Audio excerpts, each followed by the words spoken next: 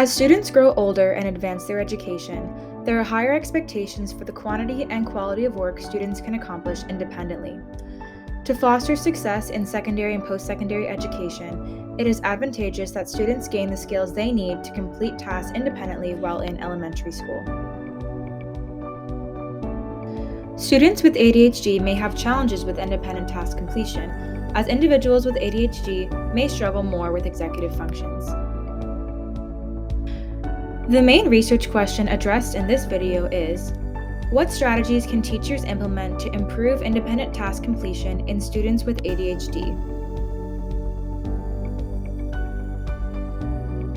To answer this question, this video will cover the following areas: introduction of student and teacher learning needs, review of the literature, and evidence-based strategies.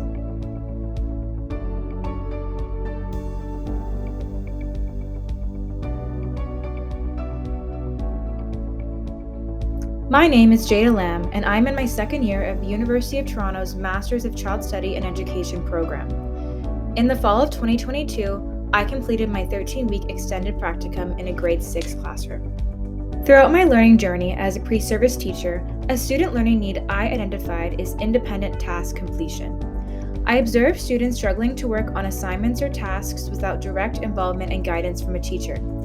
Students often struggle to thoroughly read written instructions and to listen to oral instructions, frequently engaging in off-task behaviors. These behaviors included talking to peers, reading books, playing online games, and playing with classroom objects and toys. During independent work periods, I noticed students falling behind in their assignment completion, leading to increased unfinished work, more time pressure and stress, and lower quality of finished work due to rushing.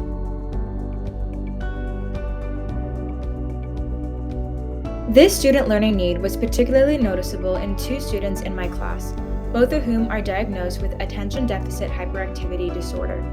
Both of these students regularly struggled to complete tasks independently. One student became overwhelmed by complex tasks, often attempting to skip work. Another student was easily distracted by stimuli in their environment and frequently engaged in off-task behaviors. To support these students, I chose to focus this video on research and strategies that target independent task completion in students with ADHD. Before conducting a literature review, I reflected on my own learning needs as an educator. Some questions I wanted to answer to better support my students are as follows. How does ADHD affect student skills relevant to independent task completion, such as executive functions, time management, and perseverance? How can I modify the classroom environment and differentiate methods of giving instructions to support the learning needs of students with ADHD? How can I help students get engaged and stay engaged on tasks?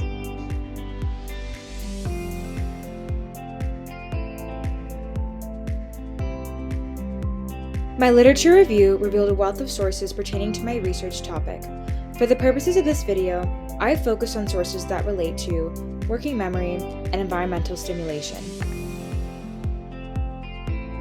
Working memory can be defined as an executive function that manages the storage of information important to learning tasks, such as reasoning and comprehension. Working memory allows our brains to store and manipulate information while we engage in cognitively challenging tasks. Working memory is associated with student abilities to follow instructions, organize information, and plan and monitor tasks. Working memory is influential in student academic achievement, with working memory deficits being associated with incomplete assignments, lower concentration levels, and forgetting instructions. Students with ADHD often exhibit challenges in working memory, which can negatively impact academic achievement.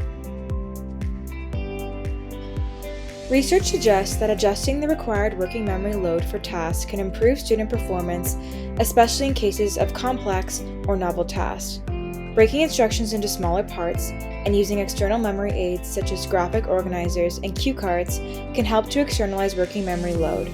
Using checklists can help students manage their task completion and get more work done independently. Intentional externalizing or offloading of cognitive processes can free up cognitive energy for students to focus on the quality of their work without missing any steps. So, if you're trying to write an essay, you can offload the instructions into a list. A major factor in student ability to stay on task is stimulation. Optimal stimulation theory explains that we all have ideal levels of stimulation.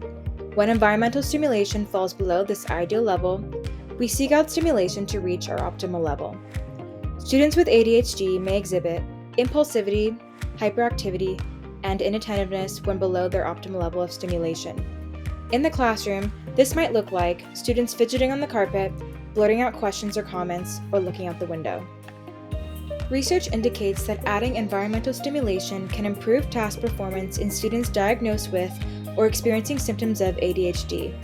There are different ways to embed environmental stimulation into tasks to provide optimal stimulation and increase on-task behavior and productivity. Some successful practices include delaying or spacing out stimulation to keep the tasks interesting throughout, using white noise, and drawing on multiple different senses.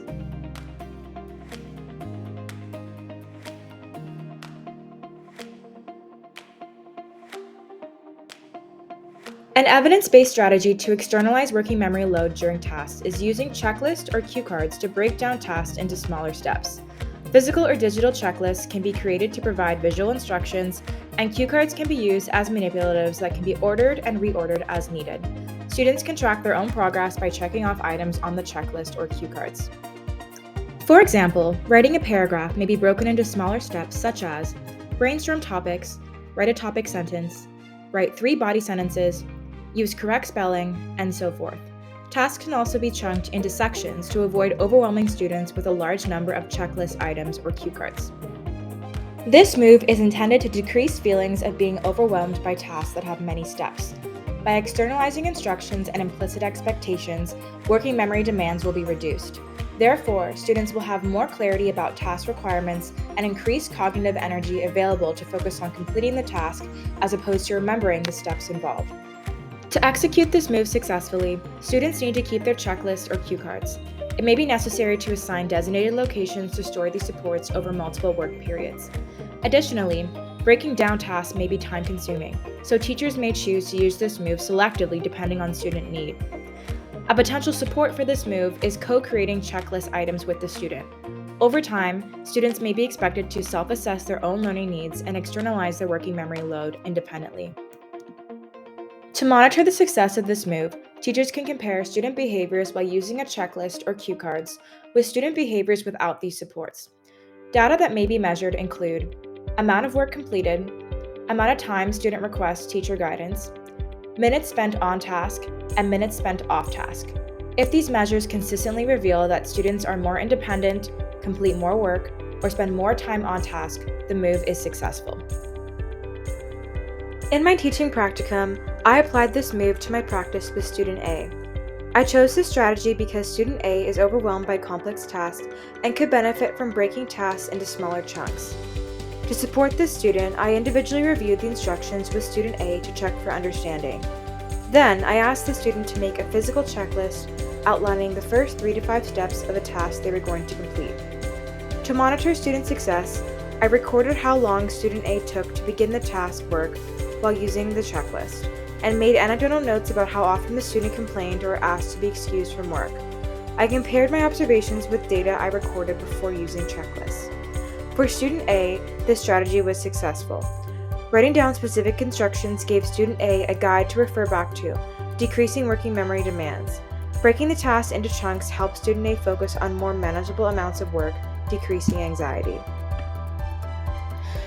To increase task engagement, educators can embed delayed environmental stimulation into tasks. Some stimulatory activities include watching a video, listening to a song, adding sensory manipulatives, talking to a peer, fine motor activities, and movement breaks. These stimulatory activities can be added strategically to break up time spent on concentration-heavy tasks. This move is intended to increase overall engagement and commitment to task completion, as adding delayed stimulation creates novelty and helps sustain interest. Research suggests that students displaying symptoms of ADHD perform better in the classroom when given sufficient stimulation. By providing stimulation inputs when needed, this move may decrease inattentive behaviors. A potential support for this move is cross-curricular lessons and tasks. By incorporating multiple subject areas into tasks, there will be increased opportunities for embedding environmental stimulation. A potential challenge to this move might be coordinating with specialty teachers about cross-curricular tasks, for example, music or drama. To track student success, teachers can record anecdotal notes about student engagement. Some data to look for include transition time from stimulatory activity to task activity, on-task behavior and off-task behavior, and amount of work completed. The move can be viewed as successful if students are able to stay on task and complete more work. I applied this move to my practice with student B, who is easily distracted and frequently engages in off-task behaviors. To support this student, I aim to include at least 2 to 3 different stimulatory activities per task. Watching videos, listening to music, and talking to a peer were common stimulatory activities I incorporated. However, when these strategies weren't an option, I embedded stimulatory breaks into student B's independent work periods. For example, when I noticed student B drifting off task, I would ask them to bring a file downstairs to the office or help me hand out snack. By viewing student B's off-task behaviors as indications that their stimulation was too low, I was able to help student B get the stimulation they needed to stay focused. I noticed an increase in productive work during independent work periods, which I tracked through observational notes and review of student work samples.